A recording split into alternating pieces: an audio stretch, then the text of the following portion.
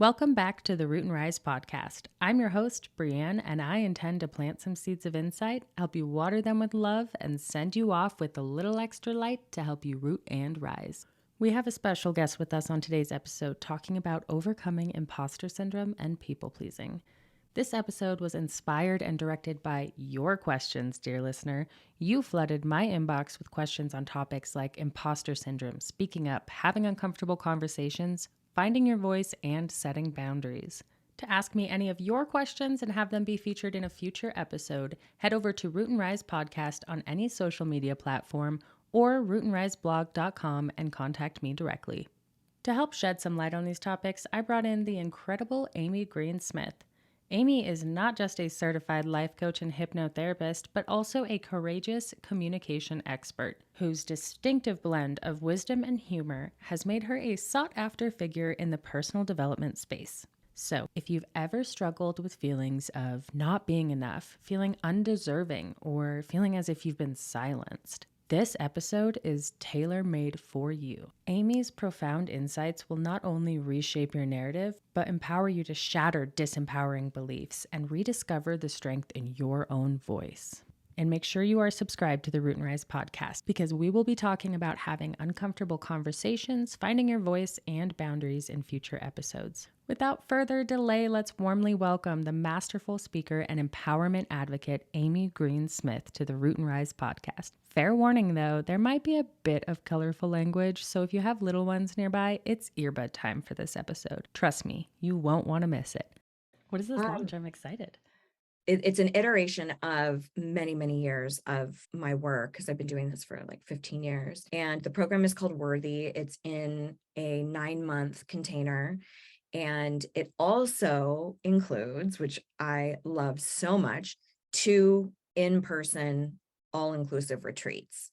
So Ooh. one that's a little bit closer to the beginning, and then one that's going to be in Puerto Vallarta, Mexico, at this gorgeous resort in May of 2024. Oh my So God. I ran this program before, and it was just so incredibly powerful to watch women coming together in person, and women who, struggle with all the things that I talk about, people pleasing and speaking up and self-worth and all of those things, but also who are in higher profile positions or are in positions of authority and want to be impacting their community and impacting the world in a different way, showing up for their children in a different way, showing up for the future women and femme presenting people in a different way. The essence of the whole program is shifting really that internal belief, that narrative that I'm not enough, right? Like that really truly is what is quite frequently the nucleus behind our disempowering beliefs, right? There's all these offshoots of that, but usually it comes down to something synonymous with I'm not enough, I'm not worthy, I don't deserve this, I don't matter. There's all sorts of vocabulary we use around it, but that's what it's designed to shift. So we spend 9 months changing that entire trajectory. So I'm pumped about it. And so if anyone's listening, they can go to amygreensmith.com/worthy and learn all about it. That is so awesome. And what a powerful program. It's needed. I need it. All women I know are kind of struggling in that department. And I hear that in the community all the time. Even just bringing up these topics, my inbox was flooded with all of these questions. That's why we have so many to go through. Really exciting. And I love the concept of bringing women together. I think that we can have, this connection in a digital space and texting and calling, but there's something about being together in that space and doing the same thing together, working through the same thing, experiencing the same thing, that really adds an entirely different layer that you just can't do without that. Our culture being so about the individual, we Mm-hmm. don't really emphasize community in the sense Mm-hmm. of the way that some other cultures do.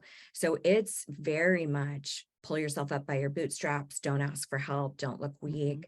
But one thing that was really evident to me with this first preliminary group was that, like, the desire to be in community with women, but then also feeling what I call feeling uniquely broken. Like there's no one, yeah, but I'm the worst case, or yeah, but they have all these other criteria that I deal with things different, and so we want to be exceptional in being quote broken, which I don't believe anybody is. And and so there's a way in which we go, okay, but yeah, but it's good for everybody else, but it's not for me. I can't heal. I can't possibly be enough. And then isolating because of that and not creating connections with women where you can actually see that you're not alone. And that piece is so powerful. It is. Like, I feel personally attacked. How did you know I handle things like that? I get that a lot. I know. I know. I was like, oh man, she sees me. I can't tell you how many times people have said, was that podcast about me? Or did you put that post up because of me? And I'm like, I put that post up because of fucking everybody. Yes. Because of the human experience that you happen to also be experiencing. That's right. That's right. Mhm. So, what do We're you not. do to overcome imposter syndrome yourself? Just you're bringing it up, and I'm very curious now. Ooh, that's a great question. Well, first of all, and this is a matter of semantics. I try to refer to it as imposter complex as opposed to syndrome Okay. because it's not actually a syndrome. I also don't think that it's helpful to constantly be reminding people you have this issue. Like the Hmm. issue is not necessarily with you. It's likely you brushing up against societal stigmas, messages about gender, who you are and who you're supposed to be and who you're not. So to dismantle all of that, like, okay, what the hell do we do about that? A large piece of that, I think, comes with emotional intelligence. So much of the time, we're experiencing something that makes us feel like a fraud or feel small or feel a lack of confidence. And then we draw the conclusion that that must mean I'm not worthy, I'm not valuable, I don't matter, or that position, I don't deserve that position, or I don't deserve to relish my wealth. Like we don't afford women much pleasure, wealth is included in that you're demonized if you actually are a wealthy woman and celebrate that. So I think a lot of it has to realize that our emotions that are showing up that are wildly uncomfortable oftentimes are just messaging. They're just there to say like, hey bitch, I need you to pay attention. There's something going on here. Not necessarily to say because you feel rejected, that means that yes, there's a stamp on Brienne's life that forever and always you are not deserving of what you want. But that's a very real human inclination to take an emotional experience and conclude it with a belief. That must mean I'm not enough. If I go through a divorce or if somebody doesn't love me, that must mean I'm not lovable, instead of that situation fucking sucks, but that doesn't necessarily have anything to do with my worth or value as a human. And that is all tied up with feeling like an imposter. So that would be sort of the genesis or the beginning point that I would point people to, is to recognize, when am I feeling something and then drawing a conclusion that is, and usually it's a micro feeling or emotion, and then it's a meta conclusion. It's this isolated rejection happened, or disappointment happened, or altercation happened, and then I create a meta belief about who I am. And that's when it gets really sticky. So I would start with analyzing what are the feelings that I'm feeling, really getting astute around knowing your emotions. Have you read what is it, Atlas of the Heart by Brene Brown? It's her I most recent book. haven't. I haven't. I love Brene Brown though. Love. Our Lady Brene of House Brown, I used to call her. I love So that. so when she was writing this book, and this book, Atlas of the Heart, is essentially a vade mecum, a reference man, almost like a dictionary of emotions that we go through. She calls them, I think it's 83 or 84 emotions or human experiences. So either things we feel or things we go through, like perfectionism, people pleasing, comparison. Those aren't necessarily emotions, right? But in her study of this, and the way this book even came about, was she asked people, she polled, I think there was like 7,000 folks, what emotions can you name? What's your vocabulary in emotional acuity. And guess how many people, what most people could name? 20. Three. That's Three. wow. Mad, glad, and sad. And so her whole come from in writing that book was, if we don't even have the vocabulary to aptly assess and describe our human experience, how are we advocating for our needs, right? Which dovetails so much into the work that I do around speaking up for yourself, boundaries, asking for what you want, not getting tethered to this feeling of guilt that's not necessarily warranted when you do say no, et cetera. So I think even starting with that book, or going and getting an emotions wheel, something where you can start going, ooh, okay, this is showing up as guilt, but what is it that I'm really feeling here? Or this is showing up as anger. Ooh, what this really is disappointment.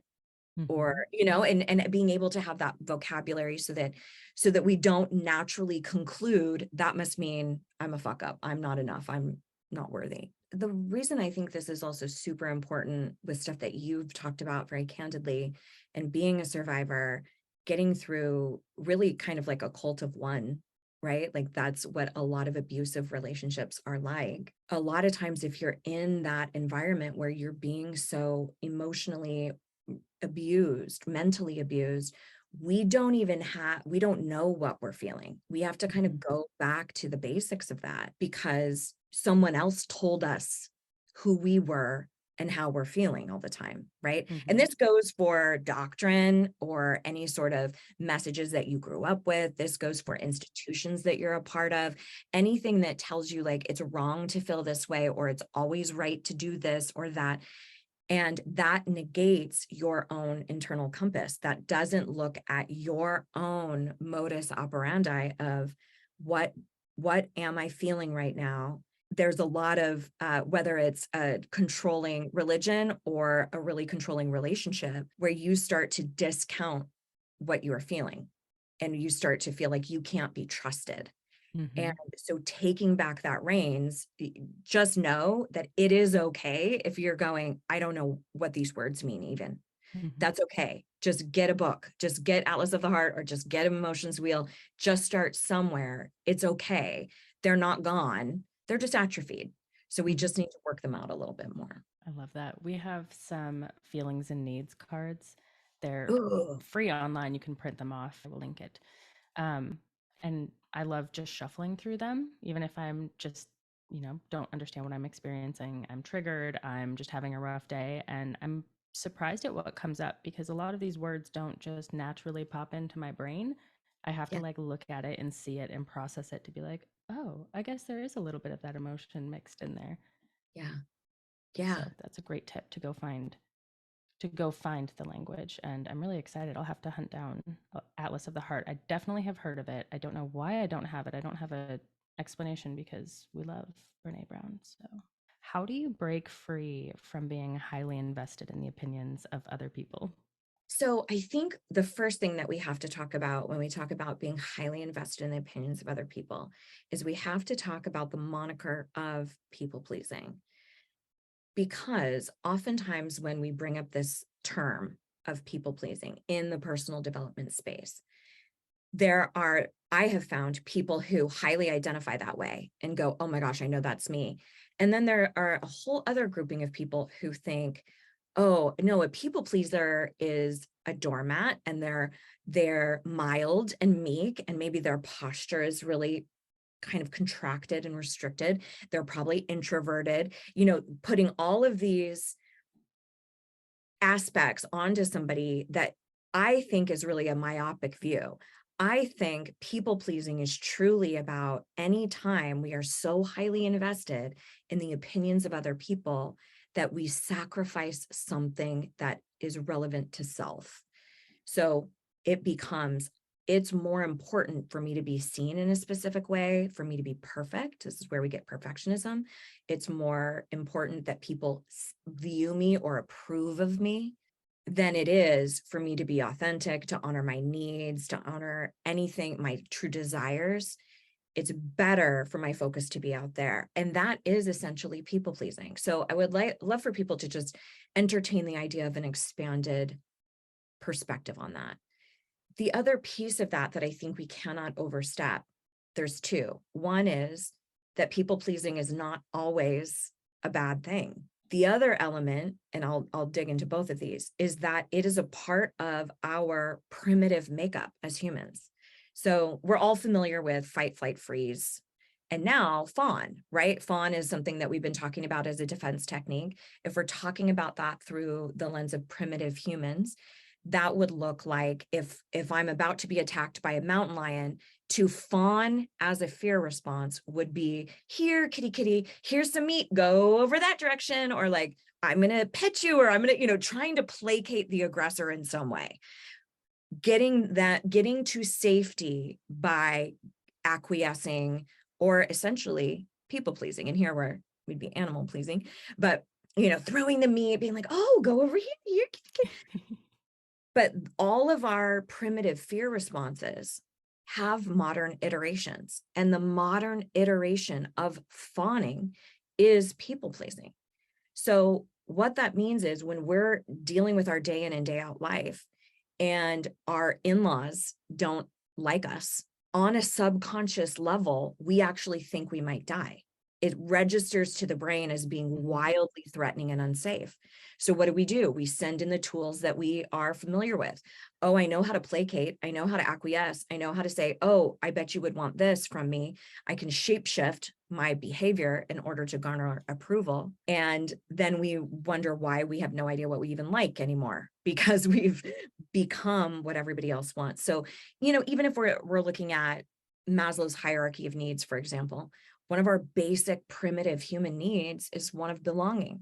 Mm-hmm. And that again stems from our ancestors who had to belong to a group or else it meant death. There was no tribe of one, like you needed community to survive.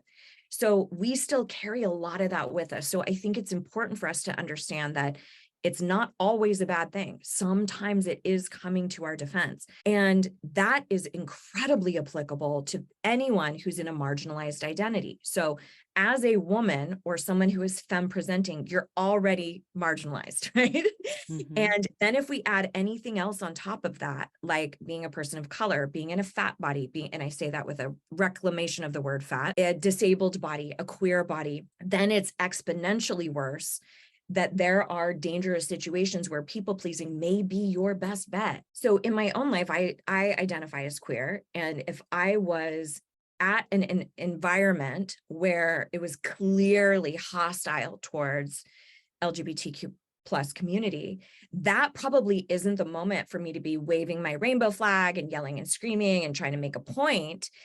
Right then, I could do better service to what I care about by staying alive and not being physically harmed. So I think we need to be careful in personal development spheres when we say like, don't be a perfectionist ever, or don't be a people pleaser ever. And I'm like, no, there's a lot of nuance here. If I'm going in for brain surgery, you better fucking hope that neurosurgeon is a perfectionist. Like there is no room for error in certain situations. So that's one thing that I think is really important for us to take away from this is, first of all, let's expand our concept of what people pleasing is, right? That it is a high investment in the opinions of other people or how you're being perceived at a cost to you, that it is sometimes a great defense mechanism, and that we're all wired that way. It's not something that you are uniquely broken with and you're alone in this issue. We're all combating that. So I think that piece we have to identify first. And then if we're looking at how do we break out of that, I think one of the most important pieces here is to identify, where am I actually people pleasing? Where is that behavior showing up? And we can usually find that with a little hack of, what do I complain about and how frequently? And am I actually complaining to the person who could do something about the grievance? Because you probably know just as well as I, like if you're really pissed, it's your partner who gets near full, but the person who you're really mad at is your mom, and your mom never hears about it. Right? You cool down and then you sweep it under the rug, or you don't open up in a can of worms, or whatever other idiom we want to use. And you pretend like it's fine, but then you vent and complain about your mom constantly to your partner. Or you're pissed at your sister and your mom gets in your, like, you get the picture. So Mm-hmm. sometimes we are speaking up, but we're not doing it to the appropriate party. And the important piece about this is understanding that people pleasing is pretty much directly antithetical to speaking up for yourself.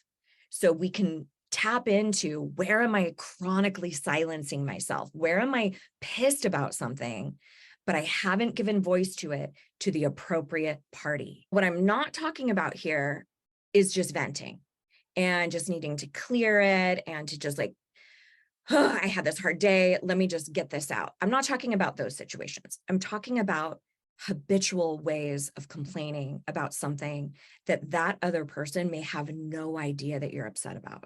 Mm-hmm. So asking yourself, would this other person have any idea how impacted I am by that exchange, that experience, that work request? If no, then that's your ability. That's your responsibility to go and say, hey, here's what's happening for me. And then that's where we get tough conversations and boundaries, et cetera. But usually if we start with, what and whom do I complain about the most chronically without taking action? That's usually where I need to start with analyzing my people pleasing behavior. Because if it's worth complaining about, it's probably worth taking action on. And you're already spending energy on it. So why not direct that energy towards a solution? That's right. That's right. 100%. Ah, love that.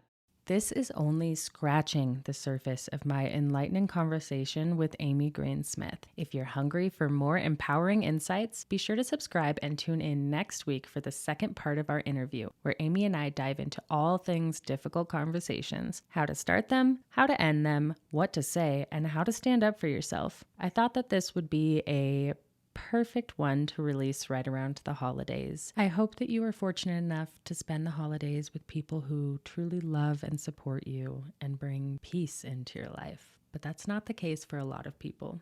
I know the holidays can be stressful and bring up a lot of uncomfortable and difficult conversations. And even if it's not the holidays you're worried about, but some other difficult conversation, this episode is for you.